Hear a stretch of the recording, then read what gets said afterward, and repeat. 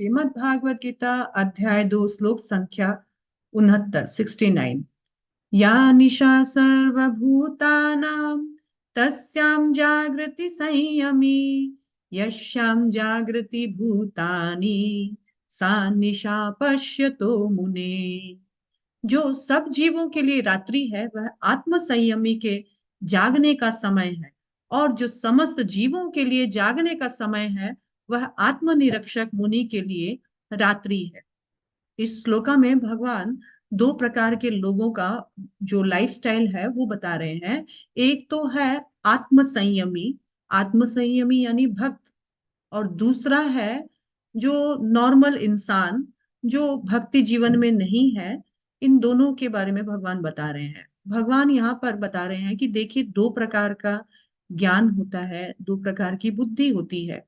तो वो दो प्रकार की बुद्धि क्या है? एक बुद्धि जो आत्मपरायण हो, आत्मा का ज्ञान रखती हो, और एक बुद्धि जो विषय भोग यानी जो इंद्र तृप्ति, कैसे मौज मस्ती करे, उसका ही उसको ध्यान रहता है।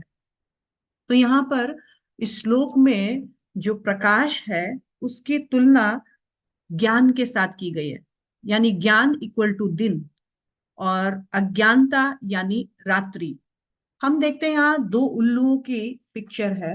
एक उल्लू रात को अच्छे से देख पाता है, जबकि वही उल्लू प्रकाश में अंधा हो जाता है। जैसे ही दिन का प्रकाश होता है वैसे ही वो अंधा हो जाता है। तो जो संसारी लोग होते हैं वो उन अंधे उल्लुओं के जैसे भगवान ने उनके साथ कंपेयर की है। कि भगवान बता रहे हैं कि जब प्रकाश यानी ज्ञान लेने का समय आता है, आध्यात्म ज्ञान, उस वक्त ये लोग जो है ये बिल्कुल इनएक्टिव हो जाते हैं। अरे सो जाओ, ये हमारा कोई काम की बात नहीं है, लाइफ है, खाओ पियो मौज करो। और उनके लिए वो जो अज्ञानी वाला जीवन जो आत्म तत्व से बिल्कुल अलग है, उसमें वो बिल्कुल एक्टिव हो जाते हैं, सब कुछ देखने सुनने बोलने लग जाते हैं। भगवान बोल रहे हैं कि ये जो ज्ञान है ये आत्म तत्व के लिए दिन के जैसा है। जब भक्त लोग जब एक्टिव होते हैं एक्चुअली, तब नॉन डिवोटी बिल्कुल इनएक्टिव हो जाते हैं। और अभक्त जिस चीज में रुचि लेता है, भक्त उस चीज में बिल्कुल रुचि नहीं लेता है। भगवान बोल रहे हैं कि इनकी लाइफस्टाइल बिल्कुल अलग है। जो चीज भक्तों को बहुत अच्छी लगती है वो भक्तों के लिए बिल्कुल इनएक्टिव रहते हैं, बिल्कुल अच्छी नहीं लगती है, बिल्कुल उसमें रस नहीं लेते हैं। लेकिन जो अभक्तों को बहुत अच्छा लगता है करके, भक्त उसमें रुचि नहीं लेते हैं। भक्त सोचते हैं अभक्त बेचारा है, और अभक्त सोचता है भक्त बेचारा है। दोनों एक दूसरे को बेवकूफ समझते हैं। जब भक्तों का सुबह जल्दी उठ करके साधना करने का, भगवान का भजन करने का समय आता है, अभक्त लोगों का उस वक्त सोने का, मौज मस्ती का समय आता है। यानी भक्त लोग जो हैं सुबह के समय, जो प्रातःकालीन जो ब्रह्म मुहूर्त है उसमें एक्टिव रहते हैं, और अभक्त ब्रह्म मुहूर्त में बिल्कुल इनएक्टिव रहते हैं। और इसी के कारण यहाँ पर कहा गया है भक्त की लाइफस्टाइल जो है वो ज्ञान परायण होती है।